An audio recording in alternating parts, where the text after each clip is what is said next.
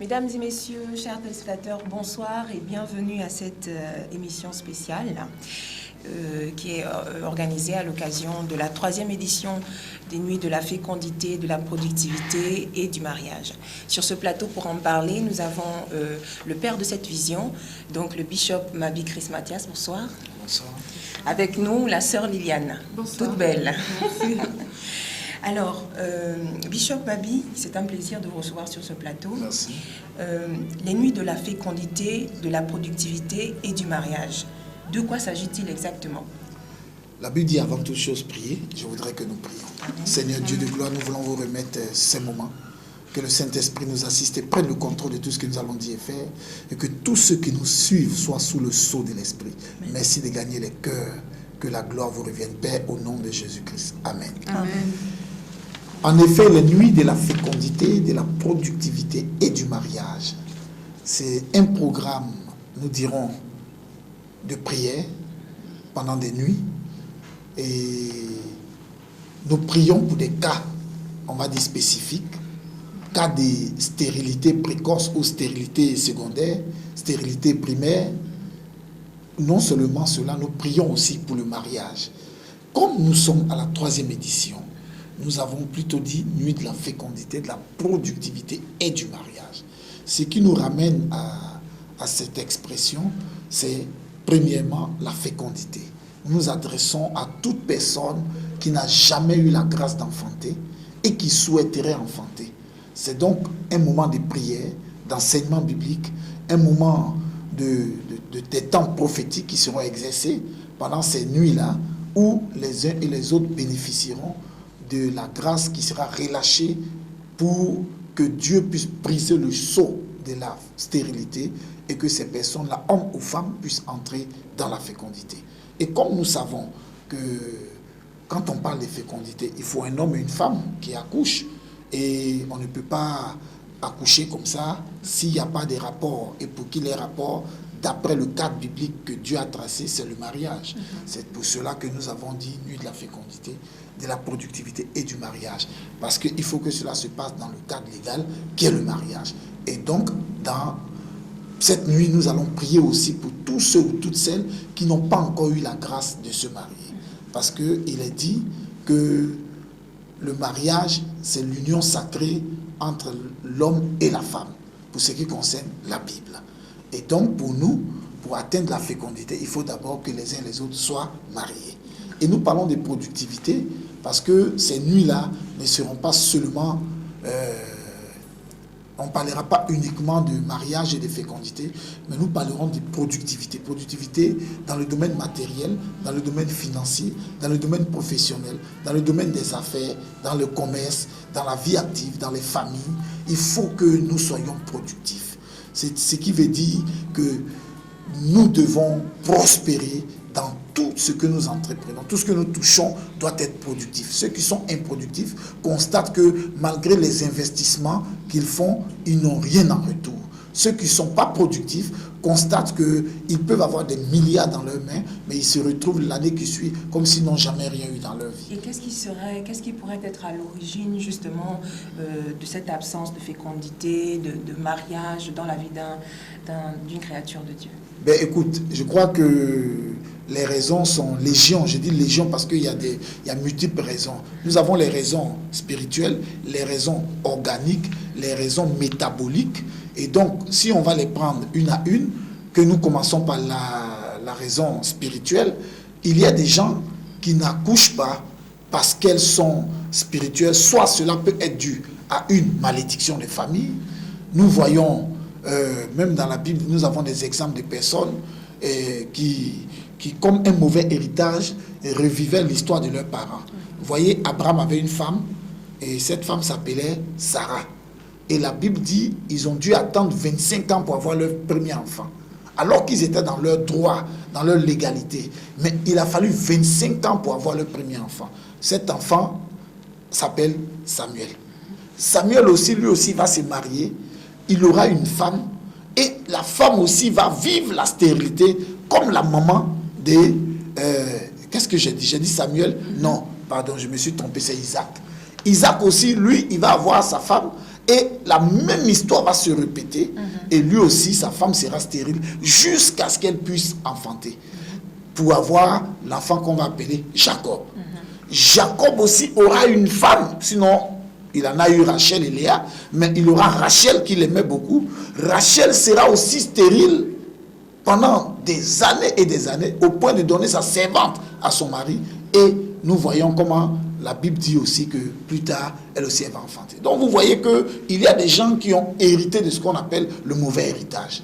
Donc il y a des malédictions comme ça, ou des mauvais héritages qui partent du grand-père au père, du père au fils, ou de la grand-mère à la mère, de la mère à la fille. Donc ça pourrait être l'une des raisons. D'autres, ça peut être des envoûtements. Vous pouvez avoir été victime d'un envoûtement, c'est-à-dire une praticienne ou un praticien du mal va pactiser avec l'ennemi et par ce qu'on appelle les fusions nocturnes ou toute autre forme magique, magie blanche, magie noire et tout le reste, va par la sorcellerie, va vous envoûter et bloquer vos entrailles pour vous empêcher de concevoir et donc d'avoir des enfants.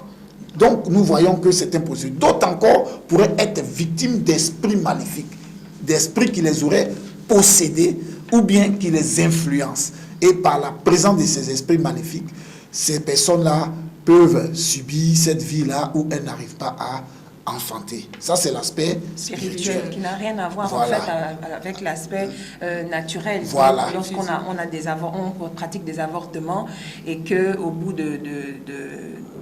d'une panoplie d'avortements, on se retrouve en fait stérile. La Bible déclare, sache que ton péché te rattrapera. Et nous connaissons tous la loi des causes à effet. Loi des causes à effet ou loi de la semaille et de la moisson. C'est qu'un homme aura semé, le moissonnera. Et Genèse chapitre 8, verset 22, il dit, tant que la terre subsistera, semaille et moisson, été et hiver, jour et nuit, froid et chaleur ne cesseront point. Si aussi longtemps qu'une personne passera son temps à avorter, la conséquence légale de l'avortement, c'est la stérilité secondaire. Parce qu'elle a eu la grâce de pouvoir tomber enceinte. Mais elle a jugé utile de tuer les enfants que Dieu lui donnait. Au moment où elle aspire à accoucher, ça devient difficile pour elle. La conséquence de ces actes d'avortement, c'est la stérilité secondaire. Voilà, donc nous voyons qu'il y a, ça c'est le péché. Mais aussi, au plan organique, il y a les maladies sexuellement transmissibles ou les infections sexuellement transmissibles qui peuvent avoir un impact quand c'est maltraité. Ces personnes-là n'ont pas su traiter ces maladies et il y a les infections au niveau de leur appareil génital, au niveau de leur appareil de reproduction, ce qui va faire que ces personnes-là, étant malades, soit au niveau de la trompe ou à tout autre niveau, mais tout ce qui apparaît, qui rentre dans la reproduction, va faire que la femme ou l'homme sera improductif et il ne pourra plus enfanter. Il peut être même impuissant sexuellement, ou il peut ne pas être impuissant, mais il devient stérile. Et comment, sur la base d'une simple prière, on peut passer de la stérilité à la fécondité? Non, la prière n'est pas simple. Il ne faut jamais utiliser ce terme simple. Mais la prière est plus puissante qu'une bombe atomique. La prière change la vie. La prière transforme les choses. La prière est cette arme qui est capable de faire descendre Dieu des cieux jusqu'à la terre pour intervenir. Donc là, quand un homme prie, cette prière a la capacité de mettre en mouvement les anges de Dieu, le surnaturel divin, afin que Dieu intervienne. Et nous constatons dans la Bible que plusieurs ont fait appel à la prière, et par la prière, Dieu les a visités. Donc je crois que nous allons prier pour certains. S'il faut jeûner, ils peuvent jeûner aussi.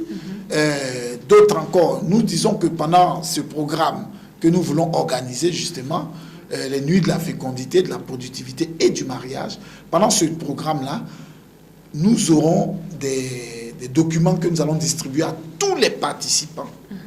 Donc, chaque vendredi, chaque jeudi, ils auront un document qu'on va leur émettre, sur lequel nous allons faire ce sera des points de prière.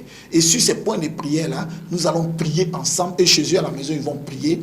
Et il y aura des moments d'onction, transfert d'onction, parce que la Bible dit l'onction brise le joug. Donc, quel que soit le joug maléfique qu'ils portent et qui était à l'origine du blocage de ce qu'ils enfantent, que Dieu puisse briser par son onction ce joug satanique et que ces personnes puissent enfanter. Mais excusez-moi, mais Bishop, vous avez dit nous sommes à la 3e édition. Oui. Donc quelle est la particularité de cette année? Ok, je vous remercie pour cette question. La première année, c'était juste les nuits de la fécondité. La deuxième année, nous avons ajouté nuit de la fécondité, de la productivité, et nous disons nuit de la fécondité, de la productivité et du mariage. Parce que nous avons compris que si on n'ajoutait pas le thème mariage, c'était une erreur. Parce que quelqu'un peut venir en prix et il va se vautrer dans la boue du péché et venir avec un enfant dire voilà, oh Dieu a fait. Donc nous voulons que les choses se passent dans la légalité. Voilà, donc la particularité, c'est que les deux autres éditions, cela se passait uniquement les vendredis. Mais cette édition, ça se passera et les jeudis et les vendredis. Et le jeudi, nous traiterons le thème, le sous-thème, parce que le thème central, c'est la productivité. Mais le sous-thème, c'est des jeudis, c'est la bénédiction du travail. Ça veut dire tous les jeudis, tous ceux qui n'ont pas de travail, tous ceux qui travaillent mais qui n'ont pas de promotion, tous ceux qui veulent une élévation, une nomination, tous ceux qui ont une entreprise qui ne prospère pas et qui aimeraient que leur entreprise prospère, tous ceux qui sont en quête de marchés importants, tous ceux qui veulent des philanthropes qui puissent leur donner un coup de main afin que leurs affaires puissent prospérer, tous ceux qui ont besoin d'une manne financière au niveau d'une banque, au niveau d'une institution, soit-elle étatique ou privée, nationale ou internationale, tous ceux qui veulent une intervention quelconque pour que au niveau de leurs affaires, ils puissent percer, au niveau des examens et concours, des études, ils puissent percer. Voilà, c'est pour tout cela que les jeudis, nous allons nous atteler à enseigner, puis prier pour ce que nous avons appelé la bénédiction du travail. Amen. Pourquoi les hommes doivent travailler? Qui a recommandé le travail aux hommes?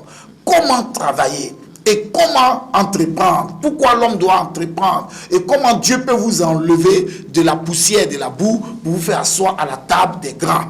Donc ça, c'est les jeudis. Nous nous attellerons à toucher à l'aspect matériel et financier.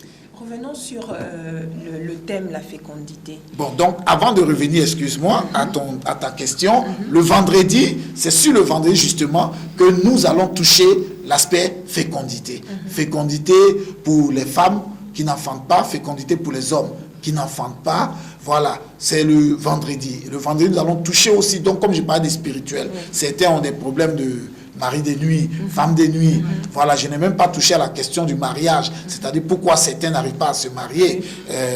Je n'aimerais pas porter à l'atteinte à l'intégrité de quelqu'un, mais il y a un exemple qui est quand même palpable. Aujourd'hui, nous avons une haute autorité d'un des plus grands pays occidentaux qui est célibataire. Il n'est pas marié et pourtant il est président de la République. Alors, je veux poser la question à tous ceux qui me suivent. Est-ce qu'à cet homme qui est président de la République, est-ce qu'il lui manque les moyens financiers de se marier? Je ne le pense pas. Est-ce qu'à cet homme, il lui manque le moyen et la beauté physique pour que les gens viennent après lui? Quand vous le voyez, c'est un bel homme. Donc, au plan naturel, tous les aspects naturels qui peuvent pousser un homme à se marier sont réunis. Mais le mariage ne dépend pas des biens matériels. Le mariage ne dépend pas du physique. La Bible déclare à celui qui trouve une femme, il a trouvé le bonheur. Et c'est une grâce qu'il obtient de l'Éternel. Donc nous considérons ici que le mariage est dû à la grâce de Dieu. Aussi longtemps qu'il vous manquera la grâce, quels que soient vos avoirs, quelle que soit votre beauté, quel que soit votre caractère, qui est docile, qui est bon, qui est loué par tout le monde, vous ne pourrez jamais vous marier. Et donc nous allons relâcher cette grâce-là. Nous voyons l'exemple dans Esther chapitre 1 et chapitre 2. La Bible déclare que la reine Vashti avait désobéi. On a ravi des jeunes vierges, dont Esther. Et toutes les vieilles sont venues. Le roi ne s'est pas occupé d'elles. Mais quand Esther est arrivée, la Bible dit Esther trouva grâce aux yeux du roi. Et à cause de la grâce de Dieu qui était sur elle, elle est devenue la reine. Donc il faut la grâce pour le mariage. Et nous allons nous atteler à relâcher la grâce de Dieu pour que toutes celles qui ont besoin de mariage pendant ce programme, ou tous ceux qui ont besoin de mariage pendant ce programme, puissent se marier. Il y a des gens qui sont combattus parce qu'on appelle les esprits anti-mariage. D'autres encore ont été dédiés ou consacrés à des entités sataniques dans leur famille et ne peuvent pas se marier. Donc, ils peuvent tout avoir, mais le côté mariage, ils ne doivent jamais se marier. Et nous allons nous atteler à briser ce sceau maléfique afin que ces personnes puissent entrer dans la joie du mariage. Donc, il y a plusieurs aspects qui empêchent le mariage, mais nous croyons fermement que nous avons reçu mandat de la part de notre Seigneur et que nous allons faire le travail afin que les uns et les autres puissent se marier. Je te repasse la parole. Merci. Par rapport à la fécondité, nous savons qu'il y a un passage dans la Bible qui est consacré aux femmes stériles et qui parle de se réjouir en fait du fait qu'elles n'aient pas d'enfants. Vous pouvez nous en parler un tout petit peu pour faire le lien en fait. Est-ce que ce passage n'entre pas en contradiction avec... non. Qu'est-ce que ça signifie exactement? Qu'est-ce que ça signifie exactement? Ok. En Ésaïe 54, quand on lit depuis le début, la Bible parle effectivement de ce que tu dis. Et la Bible va plus loin en disant, réjouis-toi, toi qui n'as pas encore enfanté. Réjouis-toi, car les fils de la stérile seront plus nombreux. Et la Bible dit, c'est celle qui n'aura pas enfanté plus de 7 fois qui est stérile. Or, vous savez, 7, c'est le chiffre de la perfection. Tout à fait. Donc, quand il dit que c'est celle qui n'aura pas enfanté plus de 7 fois, donc, on considère la femme stérile, celle qui a moins de 7 enfants. Donc, pour Dieu, si vous voulez, vous devez avoir les 12, comme moi, je rêvais avoir 12 enfants. Vous devez avoir les 12. Voilà, les 12 tribus. Donc, nous voulons dire ici, quand la Bible dit réjouis-toi, d'abord, il te motive pour te dire que c'est possible que tu puisses avoir des enfants. Quand la Bible dit réjouis-toi, toi stérile, ça veut dire que Dieu ne t'a pas oublié. Les hommes peuvent te traiter on entend cela souvent aux femmes garçons, aux femmes sœurs, toi tu es en train de dépenser l'argent de notre frère pour rien, ainsi de suite. Nous avons un texte dans la Bible que nous allons lire tout à l'heure. Nous voyons comment la femme était mortifiée par sa rivale, simplement parce qu'elle n'enfantait pas. Et donc, ce genre de personnes, ce sont des personnes fragilisées. Ce sont des personnes mortifiées. Ce sont des personnes abattues dans leur chair. Ce sont des personnes humiliées. Ce sont des personnes abaissées. Ce sont des personnes qui même tendent jusqu'à ne plus avoir la dignité parce qu'elles sont rabaissées, rapeties. On les a tellement humiliées. Et Dieu vient ici pour dire réjouis-toi. Prends courage. Parce que lui, Dieu, il ne t'a pas oublié.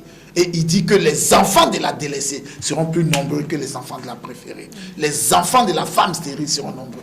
Donc, comme c'est la même parole qu'il avait dit, c'est une référence à la vie d'Abraham et Sarah.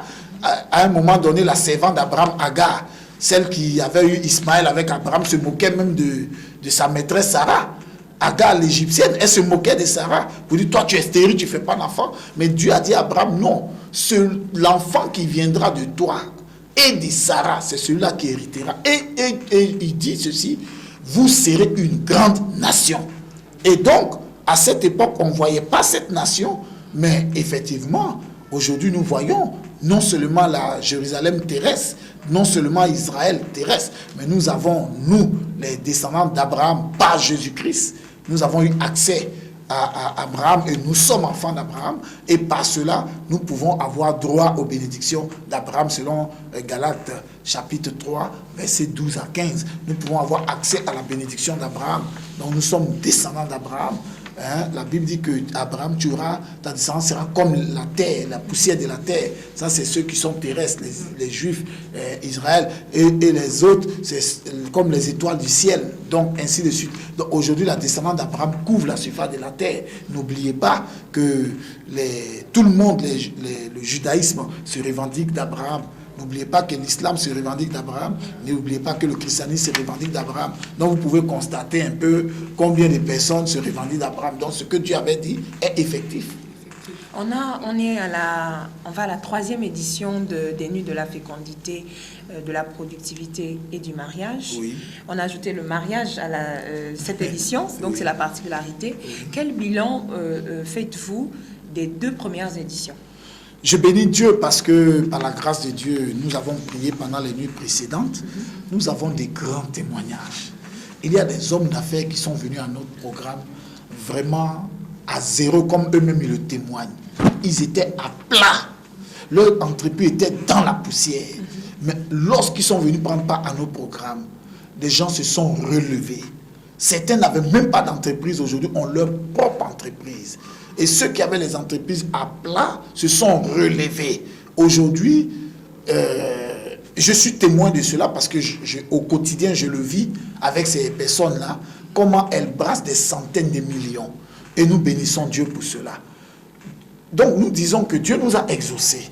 Des gens ont été exaucés dans le domaine du travail. Il y en a qui ne travaillaient pas du tout, qui aujourd'hui travaillent, ont des grands postes, parce que nous avons prié lors de ce programme-là. Voilà. Nous n'allons citer personne, mais nous disons qu'il y a des témoins palpables, des personnes qui sont dans des structures administratives, étatiques, et il y en a qui sont dans le privé, au plan national et même à l'international. Dieu a béni plusieurs. Et si on devrait ouvrir le micro, appeler les uns et les autres, je vous assure qu'on appellerait jusqu'aux États-Unis, en France et dans les pays africains, de plusieurs personnes témoigneraient de ce que Dieu les a bénis au travers de ce programme. Mais non seulement ça, nous avons les femmes qu'on appelait autrefois stériles, qui ont enfanté. Vous savez, le Seigneur, moi-même, mon épouse et moi, nous sommes un témoignage. Le Seigneur, après que je me sois marié à la coutume le 11 novembre 2002, puis à l'état civil et la bénédiction nuptiale, la coutume, nous l'avons fait à Libreville, l'état civil et la bénédiction nuptiale, nous l'avons fait à Abidjan, en Côte d'Ivoire. Et quand nous avons fait cela, c'était le 16 août 2003.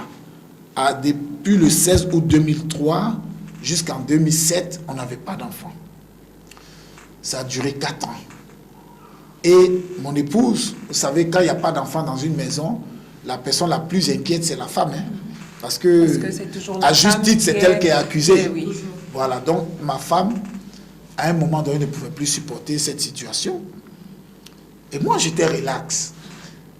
On m'amenait 10 femmes stériles, je prie, sur les 10, 9 vont enfanter, une peut peut-être ne pas enfanter, puis plus tard, Dieu fera grâce.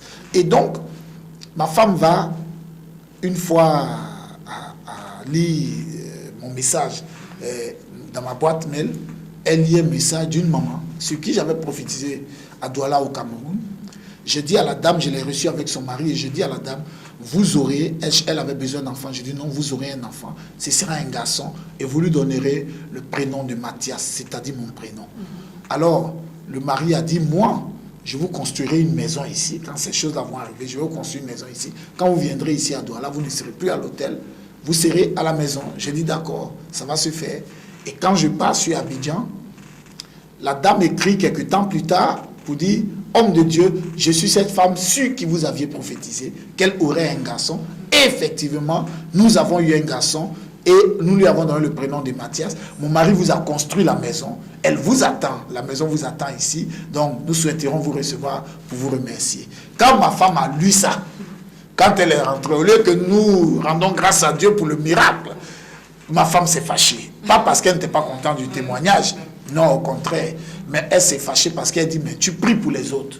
Il y a des témoignages, il y a des enfants partout. Même ta maison, il n'y a aucun enfant.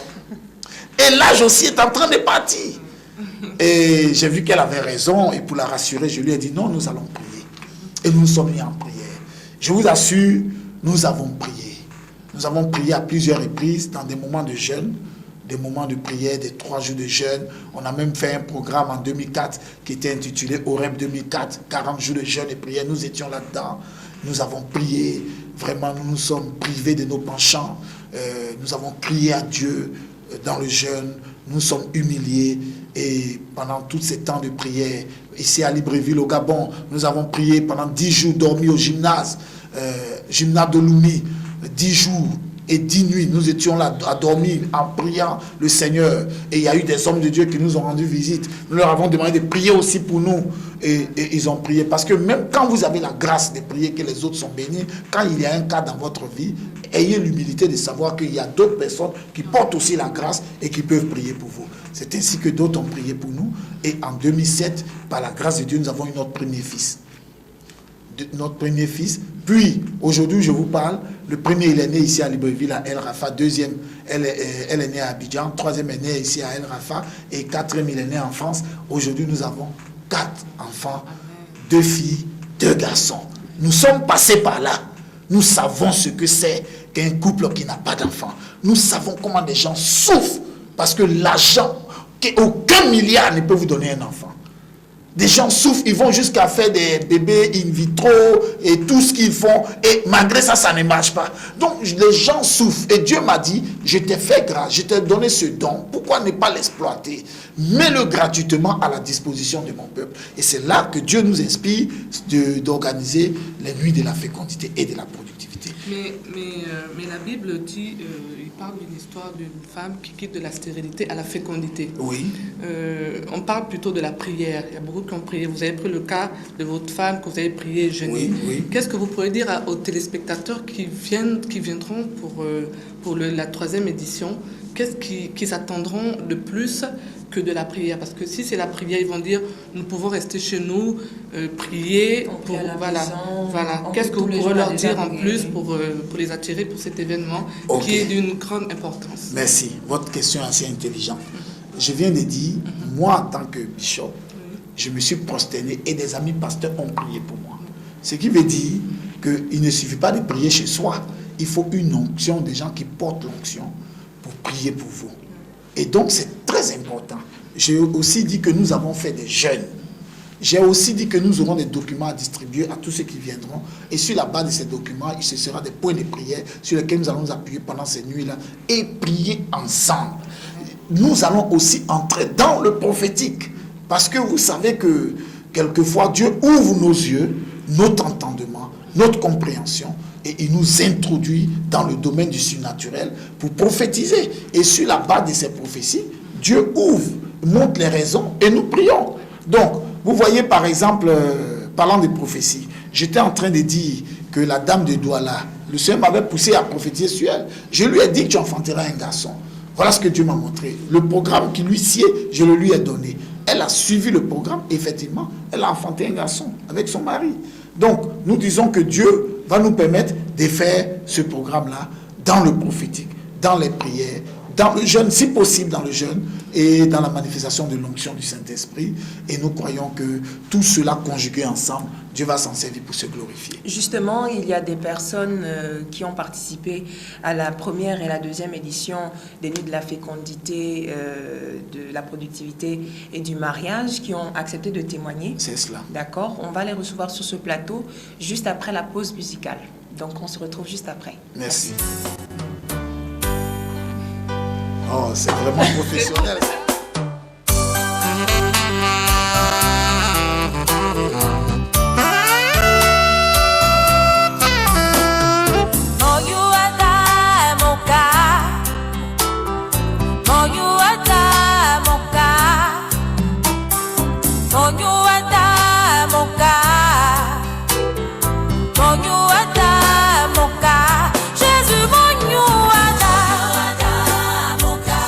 Jésus, mon